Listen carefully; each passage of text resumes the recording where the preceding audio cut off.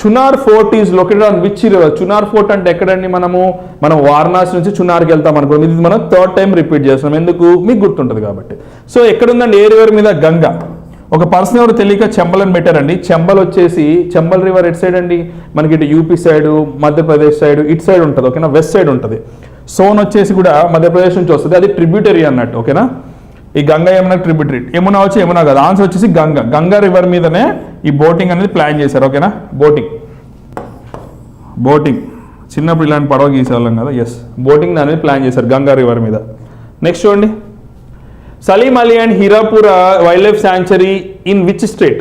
ఏ స్టేట్లో ఈ రెండు ఉన్నాయంటే చాలా మంది రైట్ ఆన్సర్ పెట్టారండి. అదేంటంటే JNK, జమ్మూ అండ్ కాశ్మీర్లో ఉంది. నేను ఆల్రెడీ చెప్పాను కదా మీకు, ఎస్, రైట్ ఆన్సర్ పెట్టారు, సూపర్.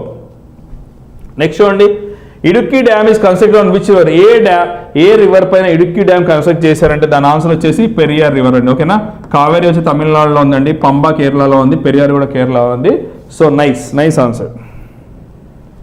నెక్స్ట్ చూడండి, Panjshir valley news in which country? Panjshir valley అనేది ఏ కంట్రీలో ఉందంటే మన అందరూ తెలిసి ఆఫ్ఘనిస్తాన్ అండి. ఆఫ్ఘనిస్తాన్లో కాబూల్ ఇక్కడ ఉందనుకోండి, ఫర్ ఎగ్జాంపుల్ కాబూల్ క్యాపిటల్, ఈ పైన పంజషీర్ వ్యాలీ ఉంటుంది, ఈ పక్కన పాకిస్తాన్ ఉంటుంది, ఓకేనా? సో వీళ్ళు ఫైటింగ్ చేసుకున్నారు. ఎగ్జామ్లో అడిగితే కనుక ఆన్సర్ చేయండి, ఓకేనా? పంజషీర్ వ్యాలీ. నెక్స్ట్ చూడండి, government of India launch IndiGo related which of the following? చెప్పే కదా ఇవాళ కొంతమంది తప్పెట్టారు. దాని ఆన్సర్ ఏంటంటే protection of cow unique beads. ఇండియాలో ఉన్న ఒంగోలు, గిరి ఉన్నాయి కదా, వాటిని ఉంచేలాగా ఉండి, ఓకేనా? గుర్తుపెట్టుకోండి. ఆన్సర్ ఈ సి. తప్పుపోయిన ప్రాబ్లం తెలుసుకున్నారు కదా, ఇప్పుడు తెలుసుకున్నాక అందరు ఈక్వల్, ఓకేనా? ఎగ్జామ్లో మాత్రం మిస్ చేయొద్దు, ఓకేనా? దయచేసి ఎగ్జామ్లో మాత్రం తప్పు ఆన్సర్ పెట్టద్దు, ఓకేనా? ఇంత ఎఫర్ట్ పెట్టి చెప్తున్నందుకు మీరు కరెక్ట్ ఆన్సర్ పెడితే చాలు, I will be happy. So without any late ఇవాళ మనం కరెంట్ అఫైర్స్ ఏంటో చూద్దాం.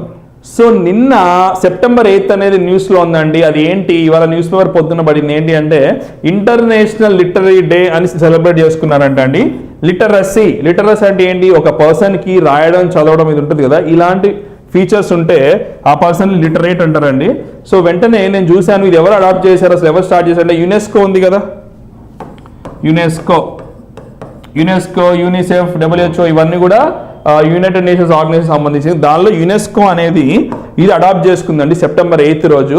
సో ఇప్పుడు నేను ఇంకొన్ని ఫ్యాక్ట్స్ కోసం చూశానండి. ఆ ఫ్యాక్ట్స్లో మనకు తెలిసింది ఏంటంటే అసలు ప్రపంచంలోనే అత్యధికమైన లిటరసీ అంటే ఎక్కువ మంది లిటరేట్స్ ఎక్కువ మంది చదవడం, రాయడం ఇలాంటివి ఉన్న వాళ్ళు ఎవరు అంటే ఫస్ట్ కంట్రీ వచ్చేసి ఫిన్లాండ్ అండి, FINLAND, ఎస్, ఫస్ట్ వచ్చేసి ఫిన్లాండ్. సెకండ్ వచ్చేసి నార్వే, ఫిన్లాండ్, నార్వే. 3 ఐస్లాండ్. మీకు గుర్తుంటే 4-5 days ఒక కరెంట్ అఫైర్స్ చేసాం, గుర్తుందా? బాల్టిక్ సీ, రష్యా, ఇండియా ఒక నేవల్ ఎక్సర్సైజ్ చేసిందని. అక్కడ ఈ కంట్రీస్ అన్ని ఉన్నాయి చూసారా, నార్వే, ఫిన్లాండ్, ఐలాండ్. సో మీకు చూడండి, ఈ కరెంట్ అఫైర్స్ ఆ కరెంట్ అఫైర్స్ లింక్ చేసుకుంటే మీరు ఆ క్లాస్ ఇంకా బాగా వినుంటే మీకు మ్యాప్ కూడా తెలుసు, ఎక్కడుందో తెలుసు. ఇవన్నీ కూడా స్కాండినేవియన్ కంట్రీస్ అంటారు. ఇక్కడ హ్యాపీనెస్ ఇండెక్స్ హై ఉంటుంది, ఇక్కడ లైక్ క్వాలిటీ ఆఫ్ లైఫ్ ఎక్కువ ఉంటుంది, ఎడ్యుకేషన్ సిస్టమ్ బాగుంటుంది, అన్నీ కూడా ఇక్కడ బాగుంటాయి. అందుకే వీళ్ళకి లిటరసీ అనేది హై ఉందండి, ఫిన్లాండ్, నార్వే, ఐస్లాండ్. సో మన ఇండియా ఎంత లిటరేట్ అని చెప్పి చెక్ చేశాను. ఇండియా ఎంత లిటరసీ అంటే 75% పీపుల్ లిటరేట్ అండి. ఇంకా 25% పీపుల్కి చదవడం కానీ రాయడం కానీ రాదు. అందరు లిటరేట్ అయితే ఎక్కువ మంది కూడా నాలెడ్జ్ వస్తుంది, న్యూస్ పేపర్ చదువుతారు కూడా, వాళ్ళు అవేర్నెస్ ఉంటారండి, ఓకేనా? సో మీ ఇంటి దగ్గర కానీ ఎవరైనా ఉంటే కనుక వాళ్ళని చదవడానికి కొంచెం ప్రోత్సహించండి, ఓకేనా? ఇప్పుడంతా యూట్యూబ్ ఇవన్నీ ఉన్నాయి కదా, అట్లీస్ట్ అట్లా నేర్చుకోవచ్చు ఈజీగా. వర్డ్స్ నేర్చుకోవడం ఈజీగా ఇప్పుడు ప్రస్తుతం, చదవడం, రాయడం నేర్చుకోవడం చాలా ఇంపార్టెంట్, ఓకేనా? సో ఇండియాలో హైయెస్ట్ ఏంటండి, హైయెస్ట్ లిటరసీ ఉన్న స్టేట్ మీ అందరికీ తెలుసండి, ఇది మన చిన్నప్పటి నుంచి మనం చదువుతాం. అదేంటి? కేరళలో more than 90% ఉన్నారండి. అక్కడే కొంచెం అందుకే కొన్ని యాక్టివిటీస్ అన్న అక్కడ బాగా జరుగుతుంటాయి, ఉమెన్ ఎంపవర్మెంట్ కానీ ఈ స్కీమ్స్ గురించి నాలెడ్జ్ కూడా ఉంటుంది, ఓకేనా? సో ఇది వచ్చేసి మన ఫస్ట్ కరెంట్ అఫైర్, గుర్తుపెట్టుకోండి వాళ్ళ. నెక్స్ట్ చూడండి, ఇది స్మాగ్ టవర్ అండి, ఓకేనా? స్మాగ్ టవర్ అంటే ఏంటి అంటే మీకు ఆల్రెడీ అయితే లాస్ట్ మంత్ న్యూస్ అనుకుంటా, వేరే కరెంట్ అఫైర్స్ చెప్పాను నేను. స్మాగ్ టవర్ అంటే ఏంటో చూద్దాం, ఓకేనా? స్మాగ్ టవర్, అసలు స్మాగ్ అంటే ఏంటో చూద్దాం, ఓకేనా? స్మాగ్ అంటే ఢిల్లీ లాంటి ప్లేస్లో ఏమైందంటే వింటర్ వచ్చింది అనుకోండి, ఇప్పుడు నవంబర్, డిసెంబర్ అక్కడ ఫుల్గా మంచు ఉంటుంది కదా, మంచు వల్ల ఫాగ్ అనేది ఫామ్ అయింది. ఫాగ్ అంటే మంచు లాంటిది, అంటే గాల్లో మనకి పొద్దునపూట చూస్తారు కదా, అప్పుడప్పుడు వింటర్లో మొత్తం బైక్స్ వెళ్తుంటే అంతా వైట్ కలర్ వచ్చిపోయి, మన ఆంధ్రాలో అయితే లంబాసింగి, మన దగ్గర వికారాబాద్లో ఉంటుంది చూసారా, అట్లా అవుద్ది కదా. ఆ ఫాగ్లో స్మోక్ కలుస్తుందండి. స్మోక్ ఎక్కడి నుంచి వస్తుందండి? మనం వాడే బైకుల నుంచి వస్తుంది. ఈ రెండు కలిస్తే స్మాగ్ అవుద్ది. ఇది పీల్చడం వల్ల మనకి లంగ్స్కి ప్రాబ్లం, వెళ్తుంటే కార్లు కనిపించవు, అన్ని ప్రాబ్లం, చాలా మంది చచ్చిపోయారు కూడా ఈ లంగ్స్ వ్యాధి వచ్చి. సో దీన్ని ఎరాడికేట్ చేయడానికి ఢిల్లీ గవర్నమెంట్ ఏం చేసింది అంటే, మన గవర్నమెంట్, ఢిల్లీ గవర్నమెంట్ కాదు మన సెంట్రల్ గవర్నమెంట్ ఏం చేసిందంటే ఈ స్మాగ్ టవర్ అనేది పెట్టారు. ఇమేజ్ చూడండి, ఇమేజ్లో చూడండి, ఇక్కడ ఈ బయట ఉన్న కాలుష్యమైన గాలి ఉంటుంది కదా, ఈ స్మాగ్ని తీసుకొని మళ్ళీ మంచి ప్యూరిఫైర్ గాలిని బయటికి ఇస్తుంది. ఇలాంటిది ఏంటి అంటే ఒక ఫ్యూ కిలోమీటర్స్ 1 or 2 kilometers వరకు పనిచేస్తుంది. సో ఇది ఎవరు లాంచ్ చేశారంటే మినిస్ట్రీ ఆఫ్ ఎన్వైర్న్మెంట్, వాళ్ళే కదండి లాంచ్ చేయాల్సింది. మరి మినిస్ట్రీ ఆఫ్ ఎన్వైర్న్మెంటే కదా, ఎన్వైర్న్మెంట్ కాపాడుతున్నాం కదా. సో మినిస్ట్రీ ఆఫ్ ఎన్వైర్న్మెంట్ ఎవరండి? మినిస్ట్రీ ఆఫ్ ఎన్వైర్న్మెంట్ చాలాసార్లు డిస్కస్ చేసాం. ఆయన పేరు వచ్చి శ్రీ భూపేంద్ర యాదవ్ గారు. ఓకేనా,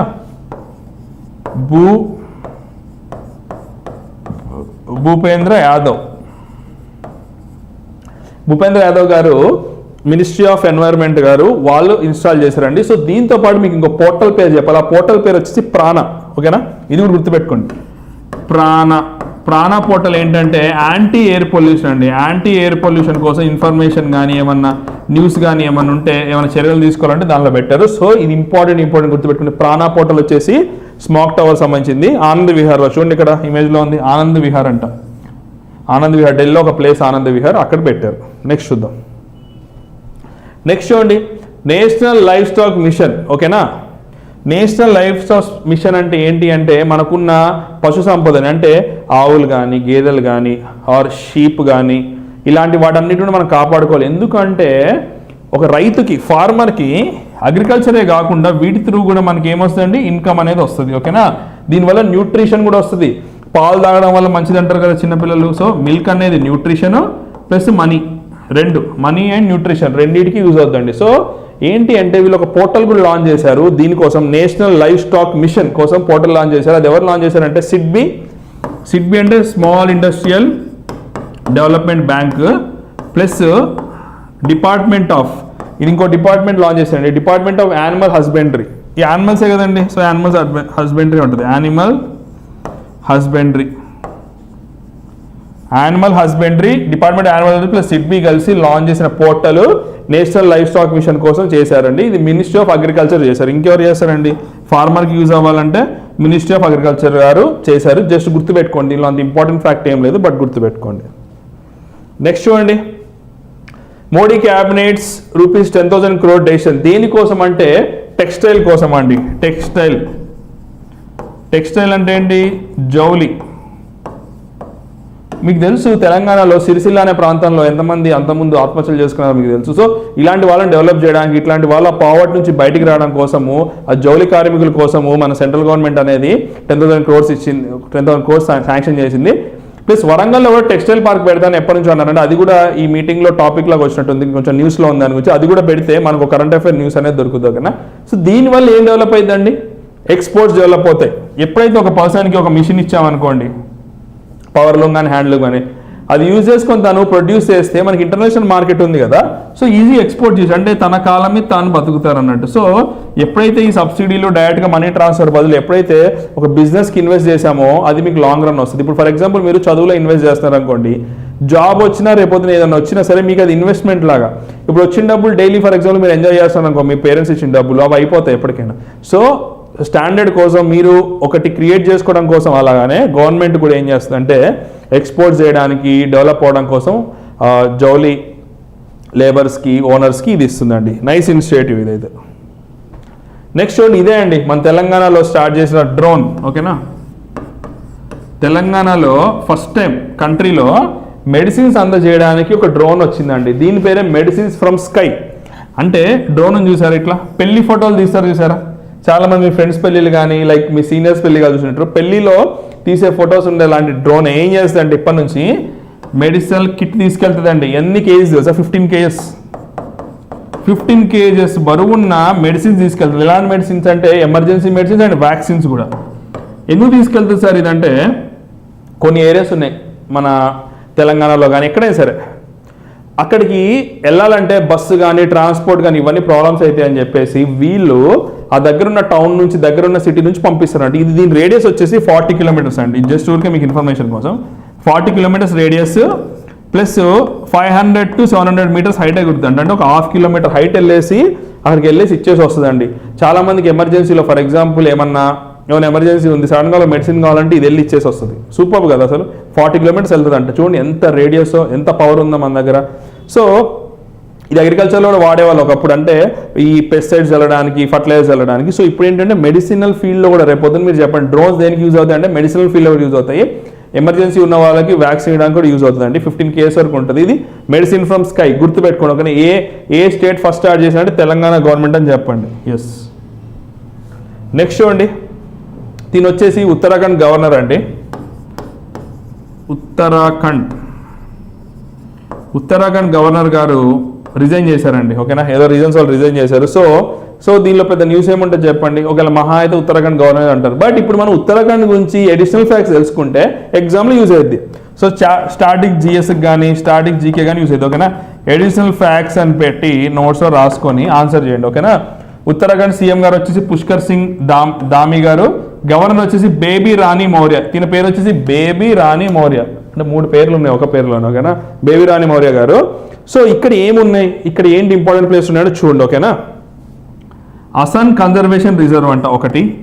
కంట్రీస్ ఫస్ట్ మోస్ గార్డెన్. మోస్ అంటే ఏం లేదండి, ఫర్ ఎగ్జాంపుల్ మీకు పాడుబడిన చెట్లు, పాడుబడిన ఇళ్లలో అక్కడ ఇట్లా గ్రీన్ గడ్డిలాగా ఫామ్ అయితే చూసారా, అదే మోస్ అంటే. మోసెస్ అండ్ లిచెన్స్ అంటారు. అవి ఏంటంటే ఫస్ట్ వచ్చే స్పీసీస్, ఫస్ట్ అవి వచ్చాక చెట్లన్నీ వచ్చాయి అన్నట్టు. సో అదొకటి. Next countries first pollination park ఉందంట. Next integrated model development scheme ఉందంట. ఈ 3 కూడా జస్ట్ ఇన్ఫర్మేషన్. అంటే కంట్రీస్ ఫస్ట్ పాలినేషన్ పార్క్ ఎక్కడ ఉందంటే ఉత్తరాఖండ్ చెప్పొచ్చు కదా. నెక్స్ట్ వచ్చే 2 ఇంపార్టెంట్ అండి, ఇది మాత్రం గుర్తుపెట్టుకోండి. ఒకటి రాజాజీ టైగర్ రిజర్వ్. నిన్న మనం కొన్ని టైగర్ రిజర్వ్ చూసాము, గుర్తుందా మీకు, ఒడిశాలో. అలానే ఇక్కడ రాజాజీ టైగర్ రిజర్వ్ ఉందండి. నెక్స్ట్ చూడండి, జిమ్ కార్బెట్ నేషనల్ పార్క్ ఉంది. జిమ్ కార్బెట్ నేషనల్ పార్క్ అంటే బ్రిటిషర్స్ టైంలో పెట్టిన నేషనల్ పార్క్ ఇది ఇండియాలో చెప్పాలనుకుంటే ఇది ఫస్ట్ పెట్టిన నేషనల్ పార్క్ అనుకో, జిమ్ కార్బెట్ అనే పర్సన్ పెట్టారు. సో మీరు గుర్తుపెట్టుకోండి. ఓకేనా, మీరు గుర్తుపెట్టుకోవాల్సిన ఏంటి, Asan conservation reserve, countries first moss garden, countries first pollinator park and integrated model agriculture village scheme, ఒక స్కీమ్ లాంచ్ చేశారు. ప్లస్ ఇంపార్టెంట్ వచ్చేసి రాజాజీ టైగర్ రిజర్వ్. మీకు కనుక ఇది నచ్చితే రాజాజీ టైగర్ రిజర్వ్స్ అని అడిషనల్ ఫ్యాక్ట్స్ రాయండి. ఓకేనా, కింద కామెంట్లో రాయండి. And Jim Corbett national park ఎక్కడ ఉందంటే యూకే. ఇది మీలోర్ కోటేశ్వర్లో కూడా అడిగారండి. అంతకుముందు నాగార్జున గారు చేసినప్పుడు నేను చూశాను ఆ క్వశ్చన్. నేను ఇక్కడ కూర్చొని అనుకున్నా ఇంత ఈజీ క్వశ్చన్ అడిగారంటే తను కూడా ఆన్సర్ పెట్టారు. ఓకేనా, జిమ్ కార్బెట్ నేషనల్ పార్క్ ఎక్కడ ఉందంటే ఉత్తరాఖండ్లో ఉంది. నెక్స్ట్ చూడండి, ఇది ఒక డిఫరెంట్ స్కీమ్ అండి, బుజుర్గాన్. ఓకేనా, బుజుర్గాన్ కి బాత్ అని ఒకటి పెట్టారండి. సో నేను వెంటనే టైప్ చేశాను బుజుర్గాన్ అంటే ఏంటి గూగుల్లో, అంటే ఎల్డర్లీ పీపుల్ అంట. ఓకేనా, 90 years plus 95 years plus year ఉన్న పీపుల్ అంట. వీళ్ళందరూ ఎవరండి అంటే వీళ్ళు ఇండిపెండెన్స్ టైంకి 18 ఏళ్ళు ఉన్న వాళ్ళంట. అంటే చూడండి, ఇండిపెండెంట్ ఇయర్స్కి 18 ఏళ్ళు ఉన్నాయంటే తను చాలా యాక్టివ్ పర్సన్. అప్పుడు వాళ్ళకి చాలా ఇన్ఫర్మేషన్ తెలుసు, అసలు కంట్రీ ఎలా ఉందో తెలుసు కదా. సో దీన్ని మన కంట్రీలో ఒక మినిస్ట్రీ లాంచ్ చేసింది. ఏ మినిస్ట్రీ అంటే మినిస్ట్రీ ఆఫ్ కల్చర్. ఓకేనా, ministry of culture. Ministry of కల్చర్కి ఎవరండి మినిస్టర్, మన తెలంగాణకు చెందిన పర్సన్ జి కిషన్ రెడ్డి గారు. ఓకేనా, కిషన్ రెడ్డి గారు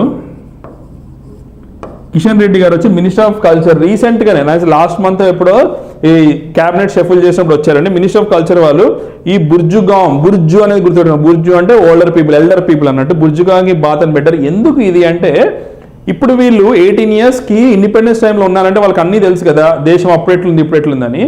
వీళ్ళతోటి ఏంటంటే యంగ్ పీపుల్ని, అంటే మీలాంటి యంగ్ పీపుల్ని మాట్లాడిస్తారంట.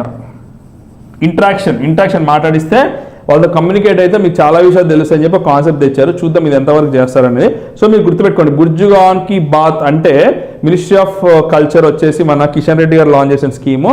ఇది elder people, younger people connectivity కోసం. ఇంతకంటే ఎక్కువ అవసరం లేదు ఎగ్జామ్లో. నెక్స్ట్ చూడండి, పీయూష్ గోయల్ గారు న్యూస్లో ఉన్నారు. పీయూష్ గోయల్ తినే ఏ మినిస్టర్ అండి, మీరే టైప్ చేయండి, మీరే ఆన్సర్ పెట్టండి. వాళ్ళ పీయూష్ గోయల్ గారు ఏ మినిస్ట్రీ చెందిన పర్సన్. ఓకేనా, విచ్ మినిస్ట్రీ మీరే ఆన్సర్ చేయాలి. ఓకేనా, ఇది మీకు ఇంకొక ఎడిషనల్ బిట్. ఓకేనా, సో దీన్ని G20 కంట్రీస్కి ఒక మంచి రోల్కి, అంటే షెర్పా అని ఒక రోల్ ఉంటుందండి. షెర్పా. ఓకేనా, షెర్పా అంటే ఏంటి అంటే ఏదైనా సమ్మిట్ జరుగుతుంది, ఇంటర్నేషనల్ సమ్మిట్స్ అవి జరిగినప్పుడు ఏంటి అంటే పిఎం గారు, ప్రెసిడెంట్ గారు వీళ్ళు వెళ్తారు కదా. ఆర్ ఇప్పుడు వర్చువల్గా చేస్తారు కదా, దీనికంటే ముందు కొంత బ్యాక్గ్రౌండ్ వర్క్ చేయాల్సింది, అంటే పేపర్ వర్క్ కానీ వాళ్ళతో మాట్లాడడం కానీ సెట్ చేయడం కానీ కాన్ఫరెన్స్ ఇది ఉంటుంది కదా, అట్లాంటి దానికి మన మినిస్టర్స్ని ఎవరో ఒకరు సెలెక్ట్ చేస్తారు, ఆర్ ఐఏఎస్ ఆఫీసర్ ఉంటారు కదా, అట్లా వెళ్ళే పర్సనే మినిస్ట్రీ ఆఫ్ అలా చేసే పర్సనే పీయూష్ గోయల్ అండి. ఎందుకంటే ఫ్యూచర్లో మన దగ్గర కూడా G20 సమ్మిట్ అనేది చేస్తారంట. సో నేను అప్పుడు సర్చ్ చేసాను G20లో ఎన్ని కంట్రీస్ ఉన్నాయి, ఏవే కంట్రీస్ ఉన్నాయి చూద్దాం, రఫ్ ఐడియా కోసమైనా, మనం అన్ని గుర్తుపెట్టుకోకపోయినా పర్లేదు, బట్ అట్లీస్ట్ G20లో ఏమున్నాయో చూద్దాం అని చెప్పేసి నేను చూశాను.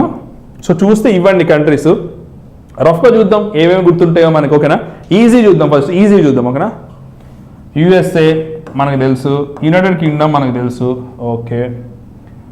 రష్యా తెలుసు మనకి, చైనా తెలుసు, ఈ 4 కూడా మనకి ఎప్పుడు న్యూస్లోనే కంట్రీస్. నెక్స్ట్ ఉండి జపాన్ తెలుసు 5, కెనడా కూడా ఫేమసే. నెక్స్ట్ ఆస్ట్రేలియా ఉంది.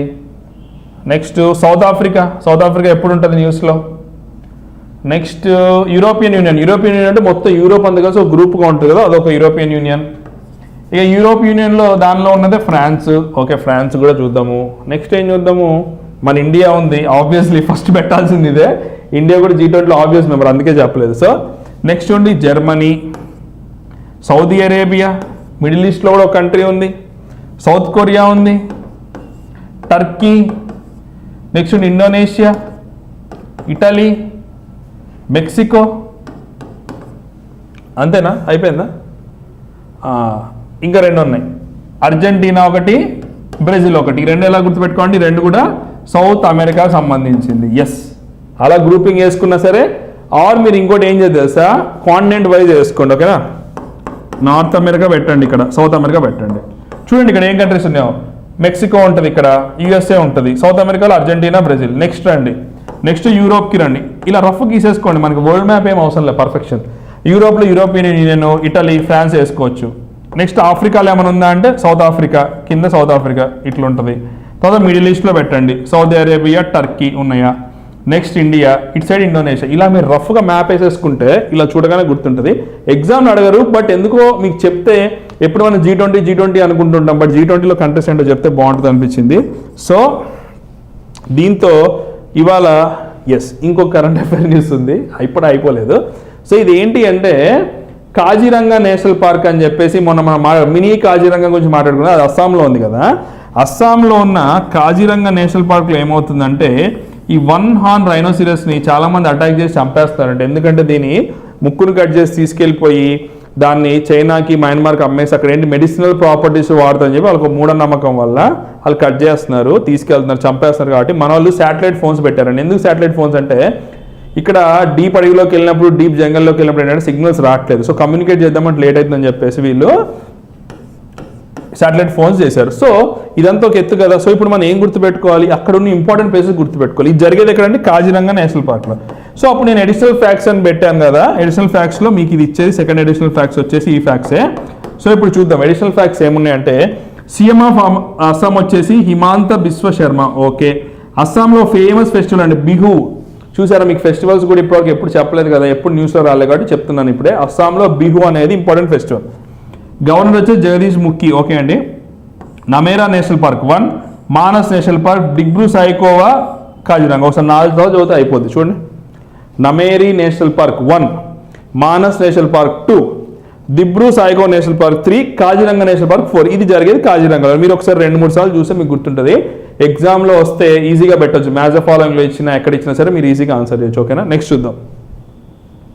నెక్స్ట్ దీంతో ఇవాళ మన కరెంట్ అఫైర్స్ కంప్లీట్ అయిపోయినాయి సక్సెస్ఫుల్గా. సో ఇప్పుడు మనం ఏం చేయాలి, లాస్ట్లో ఇవాళ క్విజ్కి ఆన్సర్ ఏంటో చూడాలి. ఇవాళ క్విజ్ ఆన్సర్స్ క్వశ్చన్స్ ఇస్తాను, ఇవాళ మీకు ఆన్సర్ పెట్టండి, ఓకేనా. సో చూద్దాం, ఫస్ట్ క్వశ్చన్ ఏంటో చూద్దాం, ఈజీ క్వశ్చన్స్ చూద్దాం.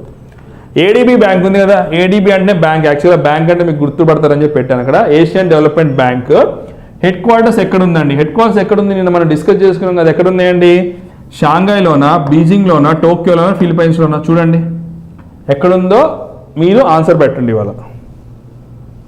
నెక్స్ట్ చూడండి, చంద్రయాన్ 2 లాంచ్ వెహికల్స్ యూజ్. నేను చెప్పే కదా చంద్రయాన్ 2 లాంచ్ వెహికల్ చాలా ఇంపార్టెంట్ అండి, అది ఫ్యూచర్లో గగన్యాన్ ప్రాజెక్ట్ కూడా యూజ్ చేస్తారని చెప్పే కదా. గగన్యాన్ అంటే ఎవరండి, మన హ్యూమన్స్ని తీసుకెళ్లే లాంచ్ వెహికల్, అదొక మన ప్రోగ్రామ్, స్పేస్ ప్రోగ్రాము. సో చూడండి అదేంటి, PSLV mark 3, GSLV mark 3, PSLV C37, PSLV ఇది పిఎస్ఎల్సి కదండి, తప్పు టైప్ చేశారు మన వాళ్ళు. PSLV C10. సో మీరు ఆన్సర్ చేయండి. 4 మీకు తెలుసు అందరికీ ఆన్సర్ పెట్టండి. ఇది పెడితే కనుక మీకు ఫ్యూచర్లో జరిగే ఏ ప్రోగ్రామ్కైనా ఏ స్పేస్ దానికైనా అదే ఆన్సర్ ఉంటుంది మ్యాక్సిమం 90%. సో మీరు ఎగ్జామ్లో అప్పుడప్పుడు అట్లా రాళ్ళు కూడా వేసి తగులుతాయి. ఓకేనా? నెక్స్ట్ చూడండి. Inspiration 4 first ever private human space travel by which company? A company వాళ్ళు ప్రైవేట్గా పంపిస్తున్నారు ఇన్స్పిరేషన్ 4? ఎవరొక పర్సన్ కూడా కామెంట్ చేశారు కదా ఇన్స్పిరేషన్ 4 నాకు బాగా నచ్చింది సార్ అని. సో చూద్దాం ఆన్సర్ ఏంటో. ఆన్సర్ ఏంటో కదా, ఆన్సర్ ఏంటో మీరు చెప్పాలి. రేపు చూద్దాం ఆన్సర్. నాసానా, స్పేస్ ఎక్సా, బ్లూ ఆరిజిన్ నన్న. బ్లూ ఆరిజిన్ అంటే అమెజాన్ చెందిన కంపెనీ అండి. వాళ్ళు కూడా స్పేస్లోకి వెళ్దాం ట్రై చేస్తున్నారు. స్పేస్ ఎక్స్ నాసా అంటే మీకు తెలుసు యూఎస్ఏది. ఇంతకంటే చెప్తే ఆన్సర్ తెలిసిపోద్ది. ఆన్సర్ పెట్టండి. ఓకేనా? ఆన్సర్ ఏంటో చూడండి. నెక్స్ట్ చూడండి. Similipal and Satkosia tiger reserves in which state? నిన్న మన క్వశ్చన్ అడిగాను చూసారా. సిమ్లీపాల్ అండ్ సత్కోసియా మధ్యప్రదేశ్లో ఉందా, ఉత్తరప్రదేశ్లో ఉందా, ఒడిశాలో ఉందా, వెస్ట్ బెంగాల్లో ఉందా? వెస్ట్ బెంగాల్, ఒడిశానా ఆ రెండా సరే మీరు గెస్ చేసి ఆన్సర్ పెట్టండి. రైట్ ఆన్సర్ పెట్టండి అందరు కూడా. ఓకేనా? ఎస్. నెక్స్ట్ చూడండి. Gecko lizard is endemic to which region? ఓకేనా? Gecko lizard is endemic to which region అంటే చూడండి, అండమాన్ నికోబార్లో దొరికిందా వీళ్ళకి, ఆర్ వెస్టర్న్ ఘాట్స్లో దొరికిందా, హిమాలయస్లో దొరికిందా, నార్త్ ఈస్ట్లో దొరికిందా? ఎక్కడ దొరికిందండి? ఒక ప్లేస్లో కనిపించింది వాళ్ళకి. దాని ఆన్సర్ ఏంటో చెప్పండి. ఓకేనా? ఆ ప్లేస్ ఆ రీజన్లో ఉంటుంది. ఓకేనా? సో ఇదండి ఇవాళ కరెంట్ అఫైర్స్. ఇవాళ మనం కామెంట్స్ అద్భుతంగా కామెంట్ చేశారు. ఇలానే కామెంట్ చేయండి అందరూ, ఇలానే షేర్ చేయండి, ఇలానే లైక్ చేయండి, ఇలానే మీ సపోర్ట్ ఇస్తే మేము ఇంకా మరిన్ని వీడియోస్ చేస్తాము. అండ్ నెక్స్ట్ వచ్చేసి మనము ఇవాళ కరెంట్ అఫైర్స్ డిస్కస్ చేసుకున్నాము, నిన్న క్విజ్కి ఆన్సర్ తెలుసుకున్నాం, అండ్ ఇవాళ మళ్ళీ కొత్త క్విజ్ ఇచ్చాం. సో ఏ రోజు ఆ రోజు మిస్ అవ్వకుండా చదవండి. ఓకేనా? అండ్ రేపు పండగ కాబట్టి రేపు కూడా వీడియో వస్తుంది మీకు. వీడియో చూడండి కంపల్సరీగా.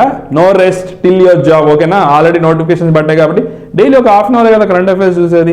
హాఫ్ అన్ అవర్ చూడడం, క్విజ్ పెట్టడం, కామెంట్స్ చదవడం, మీకు చాలా అప్రిషియేషన్స్ వస్తున్నాయి కాబట్టి అవి కూడా చూడండి. ఓకేనా?